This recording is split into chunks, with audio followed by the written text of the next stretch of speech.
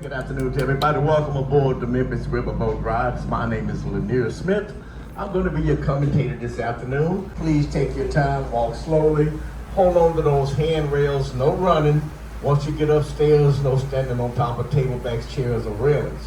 Now we want you to have a good time, but just not quite that good of a time, okay? We don't want you swinging by the rafters or anything like that. Anyone that cares to smoke, you can smoke anywhere on the outside of the vessel, folks. I got that other variety, which I go on break and meet me on the back end with it. We'll deal with that. Little brief history about this company. Memphis Riverboats has been giving tours up and down the Mississippi since the early 1960s. Now the vessel that we're sailing on today is called the Island Queen. This vessel was hand-built by our founder, Captain Tom Mealy, back in 1985. Now Captain Tom had a farm out in Shelby County. On the back section of that farm, he had a little shipyard. He built this vessel by hand, as well as those two vessels that you see with the red paddle wheel to your port side there, your left side. Now that one on the end, that's the Memphis Showboat. Captain Tom built it back in 1964. The next one that you see, that's the Memphis Queen 3. It was built back in 1979. By the way, anybody ever heard that old song called Walking in Memphis? Most of the video for that song was shot aboard the Memphis Queen 3 over there. They also shot parts of a Hallmark movie called Christmas at Graceland on board that vessel. Pretty historic vessel there. Now as we make our way along the riverfront, our entire riverfront is going to a makeover all the way from Georgia Avenue down on the south end, down to Jefferson Avenue on the north end, about a mile and a half. Now, the city of Memphis was founded back in 1819. Sits on land that was originally owned by the Chickasaw Indian Nation. The federal government paid them something to the tune of about $300,000 for 2,000 square miles of land. Now that land starts where Memphis presently sits, and it runs up to what is now currently Paducah, Kentucky. The reason that this was such a desirable buy was, in the 1800s, the best way to get merchandise and people back and forth were by means of the Mississippi River. In this area, you've got excellent elevation. You've got immediate access to a tri-state area. Tennessee, Arkansas, Mississippi.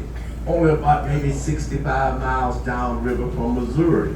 So from the very start, the city of Memphis was a major destination for trade and commerce. We were a huge market for things like cotton, lumber, horses and mules. And of course in the 1800s, Memphis was a major slave market. As a matter of fact, it was the biggest market in Tennessee. Now at any time, there would be dozens of ships in and out of the Memphis harbor. Those rocks that you see out there, they're called cobblestones, came from a rock quarry up in Illinois. City of Memphis started putting those down back in the mid-1850s, all the way up to about the early 1890s. Now they put those down to accommodate those ships in the loading and unloading of cargo and passengers. As you were walking down the hill, you might have noticed some large metal rings sticking up out of the ground. Those are called anchor pins. That is how ships would tie off when they came into the Memphis harbor. Now they give them the nickname of dead men because they're anchored 6 feet underground. Makes a little sense, don't it? You're 6 feet under, you're basically a dead man. Now as we make our way along, this is the Beale Street landing coming up. Opened up in 2014. Took the city of Memphis 10 years of planning and construction to build. Cost us $43 million to build it.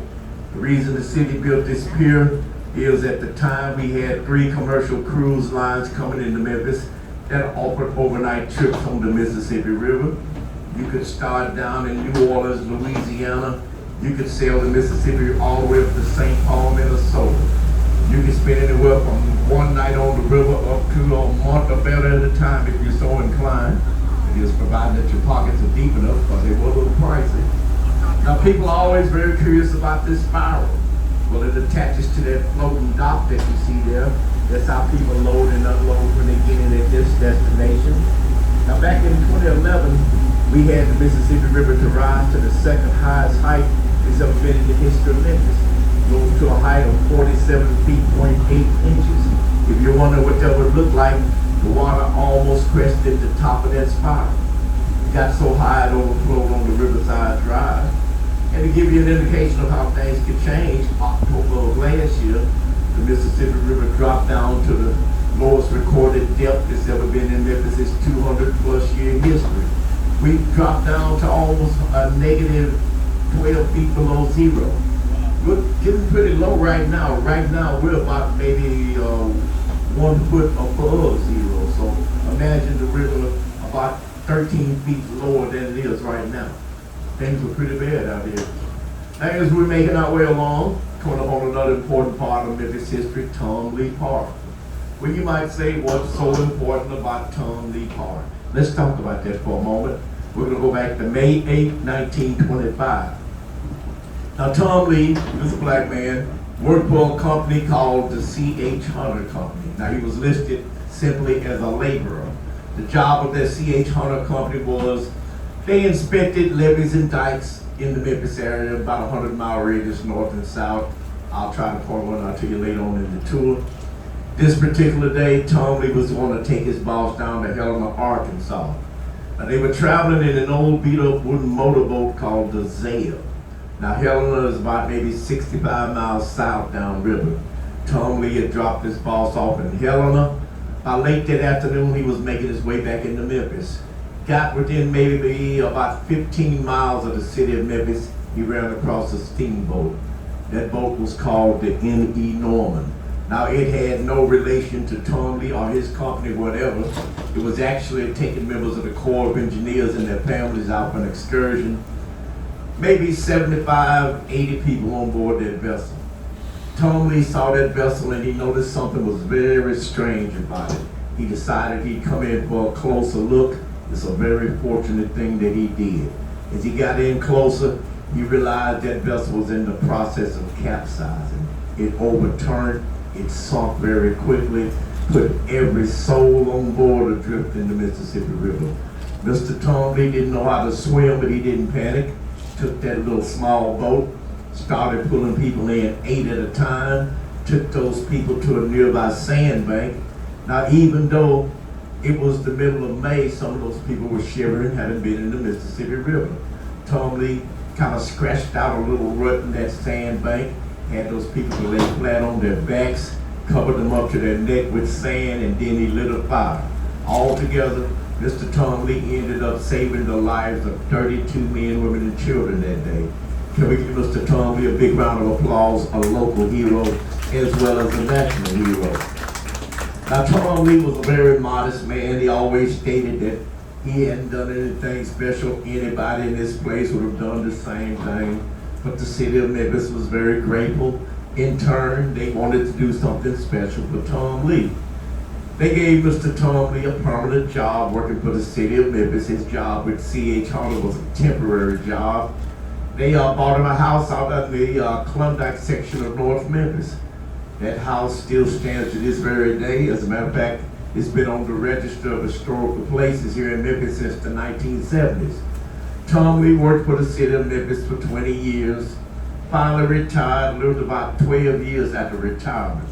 Died of cancer in 1952. In 1954, the city of Memphis decided they wanted to extend their gratitude to Tom Lee and recognize him a little further. They renamed this park in his honor. This park used to be called Astor Park. In 1954, they changed the name to Tom Lee Park.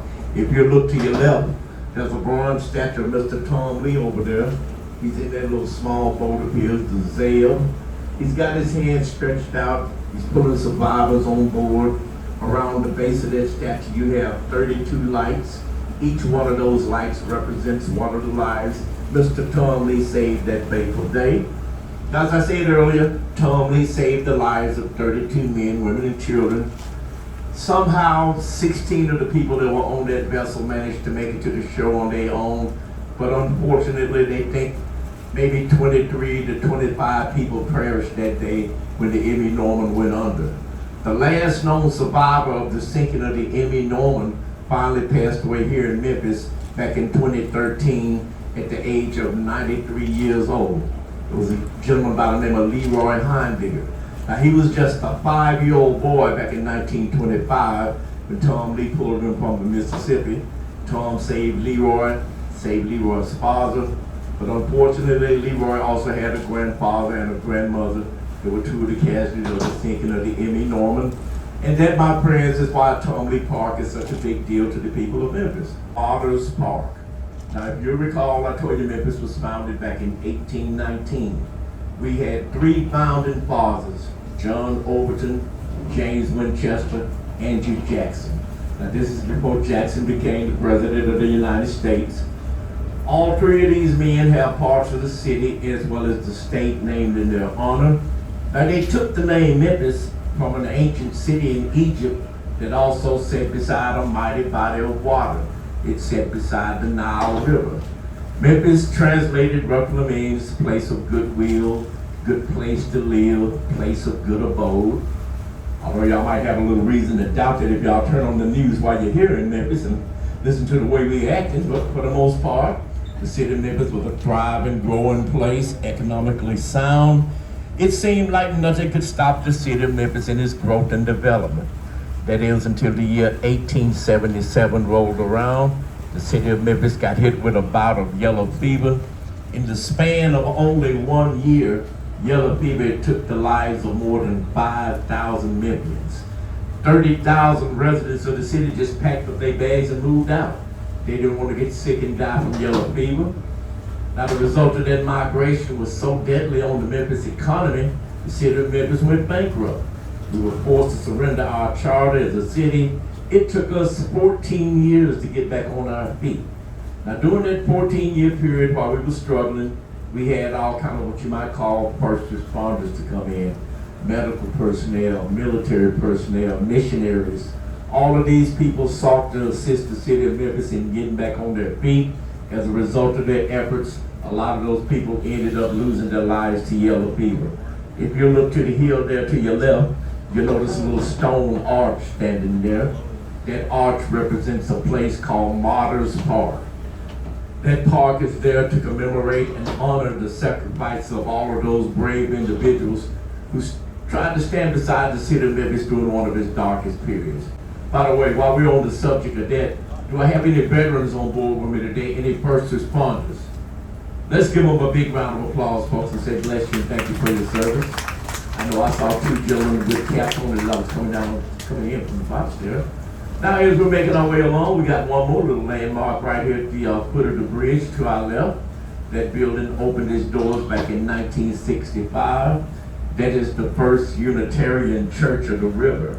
Now, when they designed that building, they designed it so that the floor would slant down toward the river so that the members of the congregation would always be elevated so they could see the Mississippi River while the pastor was delivering his sermon.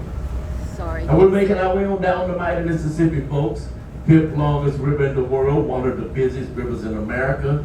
The Mississippi River is 2,350 miles long. Runs through the heartland of America, runs through about 10 different states. I'm just curious, can somebody help me out with a little bit of information? Somebody tell me, where does the Mississippi River begin? Lake Itasca, Minnesota, absolutely right. Do we know where the Mississippi River ends? Gulf of Mexico, absolutely right. Correct again, sir. 2,350 miles long. At the headwaters of the Mississippi River up in Lake Itasca, Minnesota, you could walk across a 20-foot section of the Mississippi River. The water will barely be deep enough to cover your ankles. Just that shallow, just that narrow. Then let's say you drive maybe 65, 70 miles south to Lake Winnebagochas up around Benham, Minnesota. That's the widest part of the Mississippi River. Up there, the Mississippi River is more than 11 miles wide. The depths range anywhere from 15 feet deep up to 78 feet deep. Now, there are parts of the Mississippi River that can get up to 200 feet deep, but generally you'll find those kind of depths down around the Gulf of Mexico. But the thing to keep in mind about the Mississippi is the bottom of the Mississippi River is not level, it's not uniform. It dips and dives, it's made of sand, soot, mud, clay, and gravel. It's always churning, sandbars are always building up on the Mississippi River. That's why the Army Corps of Engineers is always dredging the bottom of the Mississippi River. They have to make certain that there's always at least 9 feet of clearance at all times for these river barges to be able to navigate up and down the mighty Mississippi River. Okay, we're getting ready to make a little turn here in just a moment. Let's direct our attention to the front of the vessel, to the bow. Do you see that little kind of strip of land that's kind of making its way out into the river up front there?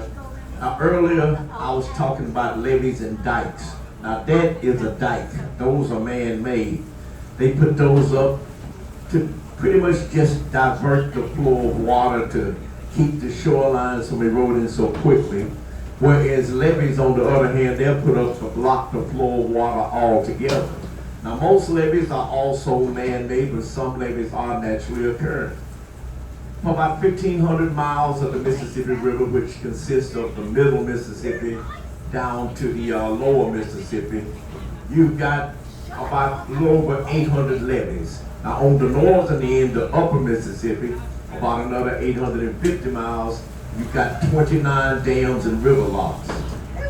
In case you're curious as to what a river lock is basically a water elevator. Now from Lake Itasca in the north down to the Gulf of Mexico in the south, the Mississippi River drops down more than 1,400 feet. Without those river locks on that northern end, it would be impossible for large vessels to go past a certain point on the Mississippi River. Now that lock is a large basin that has a huge door on both ends of it. They'll drive that vessel in that basin, close the door behind it.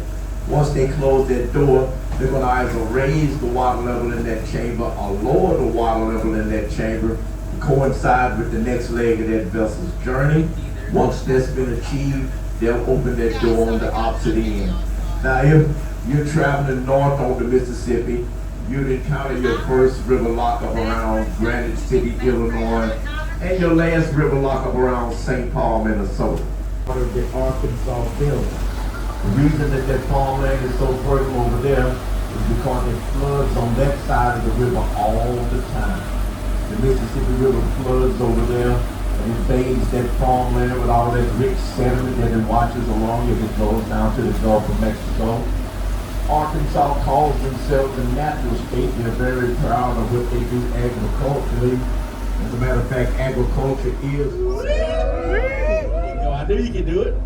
All right, now we got 3 bridges coming up here. Let's talk about these bridges for a moment. The first bridge that we're going to encounter is the Tennessee-Arkansas or the I-55 bridge. 2 lanes of automobile traffic going into Arkansas, 2 lanes of automobile traffic going into Memphis. Now that bridge opened up back in 1949. That is actually the 3rd bridge that was built on the lower Mississippi here in the Memphis area. Now let's concentrate on this one in the middle for just a moment. That's the one that's the big deal. That's the first one to be built. That is the Frisco Bridge, named for the Frisco Rail Line, who pretty much absorbed a lot of the cost of building that bridge. That bridge opened up back in 1892. Now before that bridge was there, the only way to cross the river here in the Memphis area was by steamboat, a river barge, a river raft, a river ferry, or something like that. Cars and trucks were pretty much non-existent. If you're traveling by land, you're probably on foot, you're on horseback, you're riding a wagon, a buggy, a stagecoach, or a steam locomotive.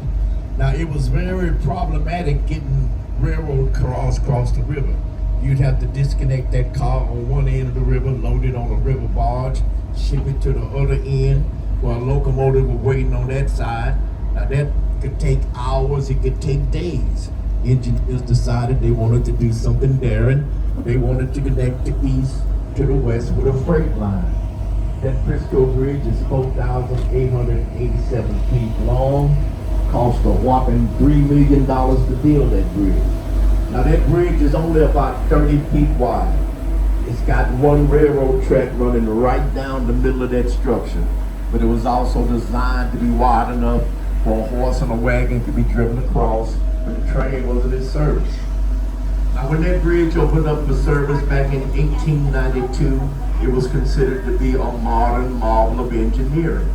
A large crowd gathered on the Arkansas side, a large crowd gathered on the Memphis side. It was a very festive occasion. They had politicians delivering speeches, had marching bands performing, They estimate that the crowd was in excess of 50,000 people. Everybody was certain that that train was going straight to the bottom of the Mississippi once it hit that railroad trestle. It's been 130 some years later, folks, it hasn't happened yet. That Frisco Bridge is still in use to this very day. Trains still go back and forth on that bridge on regular intervals.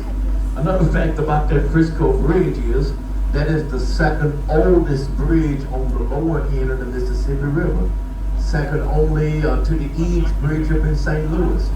For many years, the Eads Bridge in St. Louis and the Frisco Bridge here in Memphis were the only two bridges to cross the lower end of the Mississippi River between here and the Gulf of Mexico, almost 800 miles. And that is our historic Frisco Bridge, still in operation after all these years. Now, once again, late 1800s, cars and trucks were not a concern, but at the turn of the century, cars and trucks started becoming an issue. That's when it was determined that a second bridge had to be built, and there would be the third bridge in this road. That's the Harahan Bridge. Now, that bridge opened up back in 1916. Now, that Harahan Bridge was also considered to be a pretty magnificent piece of engineering. Unfortunately, about 23 steel workers lost their lives trying to build that bridge. Now, the first bridge, the Frisco Bridge, it's got one railroad track running down the middle of it. The Harahan Bridge has two railroad tracks running down the center of it. But the Harahan Bridge also took into consideration that cars and trucks needed to cross the river as well. As we get a little closer, notice these steel beams that you see sticking out on the side of that Harahan Bridge. Now, they stick out on both sides of the bridge.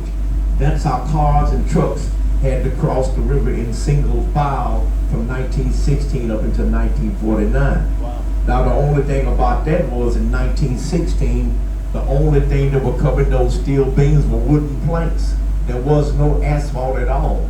Cars and trucks crossed the Mississippi River on a wooden plank runway from 1916 until 1949. And those are our three bridges together in the row here. Our first one is the one in the middle, the Frisco Bridge, 1892.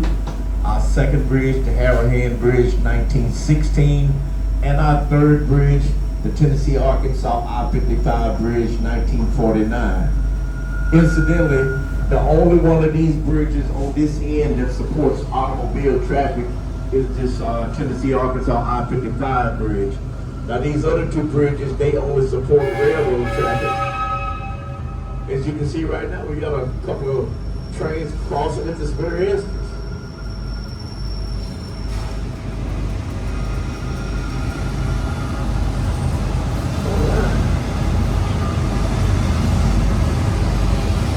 We'll give them a minute to get out of gear range here.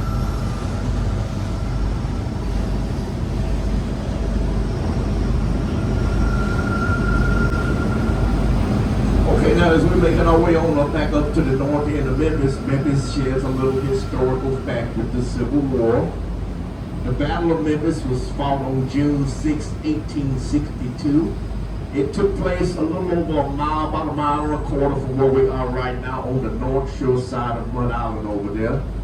Now, the thing about this battle was this was strictly a naval battle. There was no foot infantry involved at all, no boots on the ground, as they say.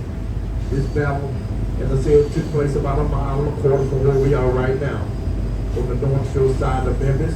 Now, Tennessee was, of course, a Confederate state, so that meant that Memphis was under Confederate rule. This particular morning, 9 Union Navy ships squared off against 8 Confederate ships. The battle started at about dawn and it lasted till about noon. Thousands of people from Memphis just stood on the banks and watched it as it took place. When it was all said and done, the Union Army had sunk all those Confederate ships except for one.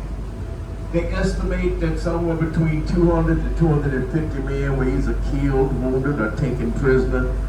And at that time, the city of Memphis was taken over by the Union Army, and they basically held the city of Memphis throughout the entire Civil War.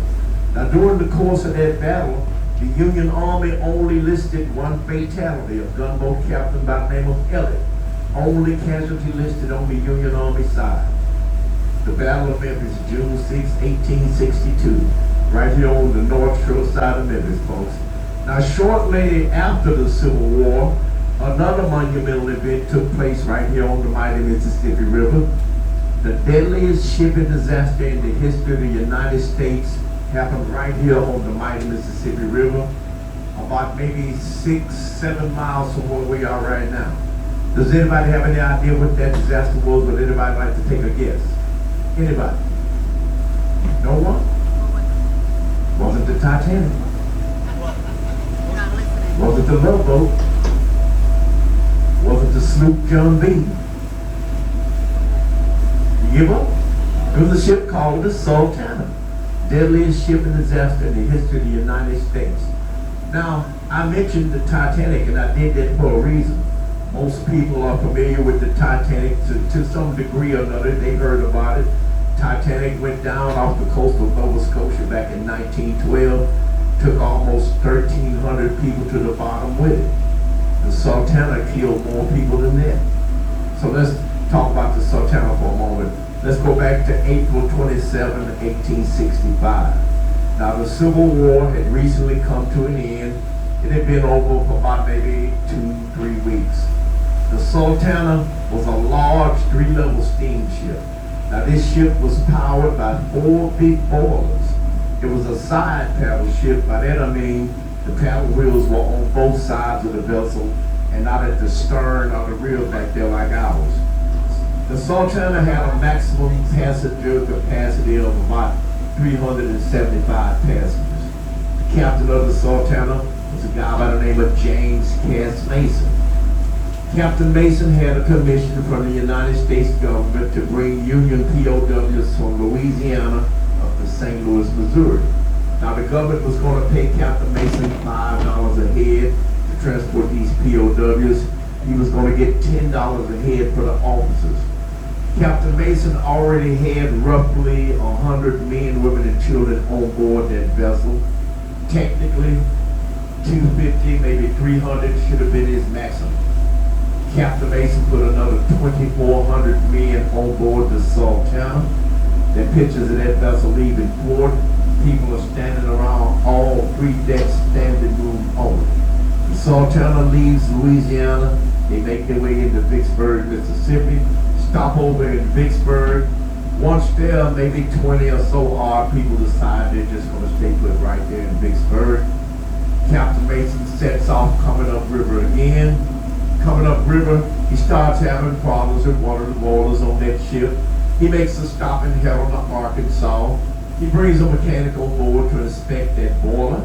The mechanic informs Captain Mason that that boiler's in bad shape, needs to be completely replaced. The job would take maybe 4 or 5 days to complete. Captain Mason doesn't want to wait that amount of time, doesn't want to spend that kind of money. He tells the mechanic to patch that boiler up. I'm sure the mechanic did his best. He patched that boiler up. Now, before they pull out of Helena, something like maybe 50 to 60 people decide they're just going to stay right there in Helena, Arkansas. Captain Mason comes on into Memphis, Tennessee. Once in Memphis, another 10, maybe 12 people decided they're going to stay right here. Captain Mason takes on a few supplies, pulls out early that morning, shortly after 3 o'clock a.m., makes it about maybe 6, maybe 7 miles out of Memphis, up around Marion, Arkansas over there. That boiler blows up, causes a chain reaction. They said that the Sultana went up like a fireball. When it was all said and done, they estimate that somewhere between 1,700 to 1,800 people lost their lives that morning on the Sultana. Deadliest shipping disaster in the history of the United States of America. Took place about maybe 6-7 miles upriver from where we are right now. They said that there were bodies floating in the Mississippi River for months after that. They were pulling bodies from the Sultana out the water as far away as Vicksburg, Mississippi. History doesn't talk a lot about the Sultana, maybe because, for one thing, it happened right after the Civil War. People were still pretty numb and in shock from all the horrible things that had brought about. In addition to that, Abe Lincoln had recently been assassinated. The whole country was looking for his assassin. And to top that off, Captain Mason and most of the crew ended up dying in that explosion. So there was never any real accountability for the Sultana disaster. Now they finally found the remains of that vessel back here in 1982. It was buried upon the soybean field in Marion, Arkansas, about 40 feet down in the mud. They've also recently opened up a museum dedicated to the history of the Sultana. It's only about maybe 6-7 miles out of Memphis, right across the bridge over there in Marion, Arkansas. So that's something that you might want to check out while you're in the area here. Now normally folks, at this point on the tour, what I do is normally open up the floor if anybody's got a question about anything related to the tour. Wave your hand or give me a holler. If I can answer it, I'd be more than happy to do so. So if there's anything on your mind, just feel free to shoot the question away. Let me know what's on your mind. Anybody? Anybody want to know what I had for breakfast this morning? Anybody want to guess my weight? Oh well. Well, if that doesn't work, yes. Yes, sir. I certainly can. Now, he just asked, this was a question that come, but people want to know about the floods that we had in the Memphis area. Well, actually, we've had 4 major floods on record. The first one occurred between December of 1811 and April of 1812. Now, we had a major earthquake up around New Madrid, Missouri on the New Madrid Fault. That earthquake registered a 0.8 on the Richter scale. It made the Mississippi River flood. It caused a 150-mile crack in the earth, made the Mississippi River flow backwards 4 times up to 3 hours at a time, and that's what formed the Real Foot Lake. Now, there's not a whole lot of information available as far as the death toll and the destruction from that area, because in the 1811s, most of this area was inhabited by Native Americans. We had another major flood that took place back in 1927. Now that was a pretty bad flood. That flood killed more than 500 people, displaced about 750,000 people from their homes and jobs. Most of the devastation from that flood was on the lower end of the Mississippi, Arkansas, Mississippi, and Louisiana. That's where most of the devastation for that flood occurred. We had the highest water mark we've ever had, which occurred back in 1937. Now at that time, the Mississippi River got up to a height of 48 feet, 0.7 inches. Now we came close back in 2011. That was the 4th major flood we had back in the Memphis area. Now at that time, the Mississippi River got up to a height of 47 feet, 0.8 inches. But fortunately, by that time, there were measures put in place to kind of control some of the flooding in the Mississippi. Plus, there was a lot of advanced warnings, so there were a few deaths associated with that, but nothing near like the flood of 1927. I think it may have been about 30 or 40 deaths associated with that flood, which is still too many, but it wasn't the 500 that we had back in 1927. Anybody else with a question? Well, come up out here. People say, well, you say the Mississippi River starts up in Lake Itasca, Minnesota, then why is it called the Mississippi River if it starts up in Minnesota? Well, the first European to make a written log of seeing this body of water was a Spaniard by the name of Hernando de Soto.